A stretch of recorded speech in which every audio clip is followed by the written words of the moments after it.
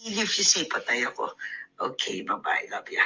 I love you. So ano sa tingin nyo? Okay? Ngayon mga kababayan, yung ano na yan, yung audio na yan, alright. Okay? Ang audio na yan po ay noong 2022. I love you. So in 2022, okay, talagang magkasabwat si Taberna. Magkasabwat si Taberna, si Lisa, si Taning sa paninira sa mga taong gusto nilang siratan. O si Lisa talaga ang mastermind ng lahat ng kababuyan at lahat ng national, sabi nga ni Attorney Glenn Chong, si Lisa ay national problem.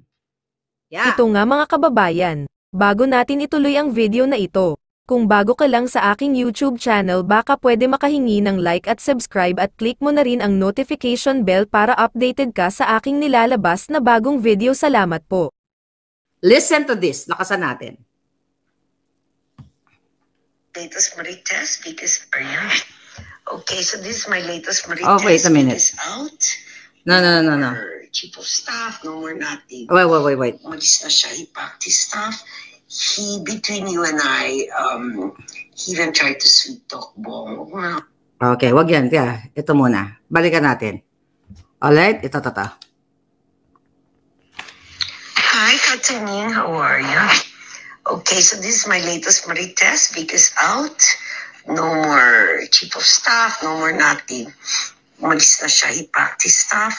He, between you and I, he even tried to sweet talk Bong. Huwag mo na ako ikwento dito. Na parang kawawa naman siya, ganyan yung pamilya niya. And Bong just stood firm and said, it's untenable na I think you have to go. Mag-break ka muna. Then bahala na ako. But yung guy was out na siya. So that's the end of that. Another thing that's been brewing is Trixie naman, nagwawala. Paying trolls, I'll send it to you. But don't say it from me. I'll kill you if you say patay ako. Okay, bye-bye. Love ya. I love you. Nag-I love you kay Tony. Ulitin natin. Para, actually, transcribe ko na yan. Ulit. One more time, saka papasok lang. Hi, Kataning. How are you? Okay, so this is my latest Marites because out. No more chief of staff, no more nothing. Umalis na siya, he packed his stuff. He, between you and I, he even tried to sweet talk Bong. Huwag mo na ako ikwento dito. Na parang kawawa naman siya, ganyan yung pamilya niya. And Bong just stood firm and said, it's untenable na I think you have to go. Mag-break ka muna. Then bahala na ako. But I was out na siya. So that's the end of that. Another thing that's been brewing is Trixie naman, nagwawala. Paying trolls, I'll send it to you. But don't say it from me. I'll kill you if you say patay ako. Okay, bye-bye. Love ya. I love you. So ano sa tingin nyo? Okay? Ngayon mga kababayan, yung na yan, yung audio na yan, alright. Okay? Ang audio na yan po ay noong 2022. Okay, balikan natin. 'Di ba si Taberna ang unang bidabidahan na nag-gate crash si Attorney Vic doon sa party. Tinanggal na si Attorney Vic. Ganto ganyan. So ang drama ni Taberna. Okay? Ang drama ng buwakan ng Genemes ay wala silang ganong connection. Okay? Wala silang ganong connection kay Lisa kasi dumadaan sa tamang proseso. Okay, basahin natin uli. Namnamin natin. Ang sabi sa audio, hi, Kataning. How are you? Okay. So this is my latest Marites. Chismosan, jutang Genemes. Okay? Ano po ang mensahe ng audio na ito? Ang mensahe ay walang kredibilidad si Anthony Taberna dahil nag-I love you-han na sila ni Lisa. Nag-I love you-han sila kung anong ibibigay sa kanyang mga impormasyon para sirain ang isang tao o sabihin ang ganitong mga eksena. Okay, sabi niya, hi Kataning, how are you? Okay, bangag-bangag pa ang boses, di ba? So this is my latest Marites. Vic is out. No more chief of staff. No more nothing. Okay? Umalis na siya. Hibag is that. Sabi niya, hibag is that. Sabi niya, between you and I, sabi ni Lisa, he even tried to sweet talk Bong. Okay? Ate, kailangan natin ma-interview si Attorney Vic dito. Attorney Vic, if you're listening, I need you in my channel. Okay? Sabi niya, he packed his stuff. Okay? Sabi niya dito, okay. He packed his stuff. Between you and I, he even tried to sweet talk Bong. Wag mo na ako ikwento dito. Wag mo na ako ikwento dito. Parang, sabi niya, kawawa naman siya, ganyan-ganyan, ang pamilya niya. And Bong just stood firm and said, you know, it's untenable na. I think you have to go. Mag-break ka muna and then, you know, basta out na siya. So that's the end of that. That's the end of it, sabi niya. Another things that's been brewing is Trixie na, si Trixie naman nagwawala paying trolls. Attorney Trixie, nabanggit ka na naman dito. Kasi si Attorney Trixie, during the time, ang Presidential Communications Secretary.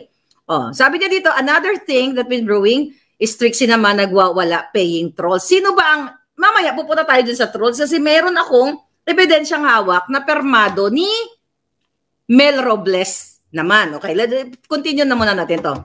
Sabi ni Lisa Satanas, I'll send it to you, but don't say it came from me. I'll give, sabi niya, but don't say it came from me. I'll give you, kung hindi patay ako. Okay, bye-bye. I love you. Oh, I love you. So, in 2022, okay, talagang magkasabwat si Taberna. Magkasabwat si Taberna, si Lisa, si Taning sa paninira sa mga taong gusto nilang sirain. Narinig niyo po ang boses ni Lisa Tanas. Narinig niyo siya nung in-interview. Ano to? AI? AI na naman to ni Maharlika. So, I love you daw. Kaya nga ito, i-upload natin later sa reel para kumalat ng kumalat ang garalgal na boses ni Lisa na nung pinagtripan niya si Attorney Vic Rodriguez, ay nagsumbong kaagad siya, nag-send kaagad siya ng message kay Taberna, na i-out na, ibokelya na sa buong mundo na nagwagi siya sa kanyang pagtanggal dito kay Attorney Vic Rodriguez na nagsilbi sa kanila ng 6 years na ni piso walang sweldo. Again, kaya, ang karugtong pa nito, kung naalala ninyo yung vlog ko, na nung September, I think 17, nung on the way si Marcos Jr., yung first trip nila sa New York, dito sa Amerika, mga kababayan, nung nakita ni Kuting, okay? Nung nakita ni Kuting, nung nakita ni Lisa Tanas na pinirmahan ni Kuting Jr., ang appointment ni Attorney Vic Rodriguez as Chief of Staff, ginombag niya ang kanyang asawa at na-witness yan ni Ivan Uy na DICT Secretary. Paano namin malaman yan? Dahil si Ivan Uy na DICT Secretary, noong ine-etchos nila si Attorney Glenn Chong, kinuwento ni Ivan Uy yan na ginombag ni Lisa Tanas si Marcos Jr. dahil pinirmahan ang appointment ni Attorney Vic in 2022 na Chief of Staff. Okay? Actually, naka-move on na lahat. Si Attorney Vic, di ba, wala na-interview na natin siya. Pero kung marinig niya to, masashock sa siguro. Di ba? Na ang talagang alam ko na ang punot dulo ng pagiging ingrato ni Marcos Jr., ungrateful, bangag, pulburon, walang utang na loob na ang kanyang executive secretary, ang kanyang spokesperson na sumalo ng kababuyan nilang lahat ay pinagtripan ng kanyang asawa at nagchismis, nagmarites kaagad kay Taberna. Anong ibig sabihin nito? Si Taberna ay walang kredibilidad. Isa siyang basura, isa siyang dugyot at nakipagsabwatan kay Satanas Lisa. Kung ang dalawang Satanas ay nagkasundo, anong tawag sa kanila? Anong sagot? Di ba? Ano ang tawag doon sa pagpapanggap? Kunyari, dumadaan siya sa sekretary ni Liza na si Jenny para sa interview na yun. Pero in 2022, meron silang audio voice na diretso kay Taberna na nag-I love youhan pa. Nag-I love you pa si Lisa. At may namarites niya, etong nangyari kay Vic, tuwang-tuwa siya. Nasa inyong mga tenga, nasa inyong mga desisyon, nasa inyong puso at utak kung maniniwala kayo o hindi. Alam ko naniniwala kayo, pero sa mga saradong dugyot na mga bayaran, ay gagawa sila ng eksena para na naman ipagtanggol ito. Hindi po pwede magsinungaling ang boses ni Lisang bangag-bangag. So, dun sa mga lumalabas na issue in the past, yung audio na pinarinig ko sa inyo na si Lisa Tanas ay inutusan at tumawag sa asawa ni then Secretary of DFA Teddy Boy Locsin na si Louie, sponsor na master nyo na yan, ay talagang nakipagsabuatan o si Lisa talaga ang mastermind ng lahat ng kababuyan at lahat ng national, sabi nga ni Attorney Glenn Chong, si Lisa ay national problem. Yeah. Bad shot ka. Sabi ni Susan, bad shot ka na sa akin, Katuning. Okay. Love you, sabi niya. So, dito na pinapakita natin na sinungaling si Taberna na dumadaan siya sa proseso. Nag-I love you si Lisa sa kanya. Nang minarites ni Lisa Tanas, diba? Oh, sabi ni Palangga, 5 million ang suhol ni Butod kay Taberna. Okay? Sabi ni Estrella. Okay.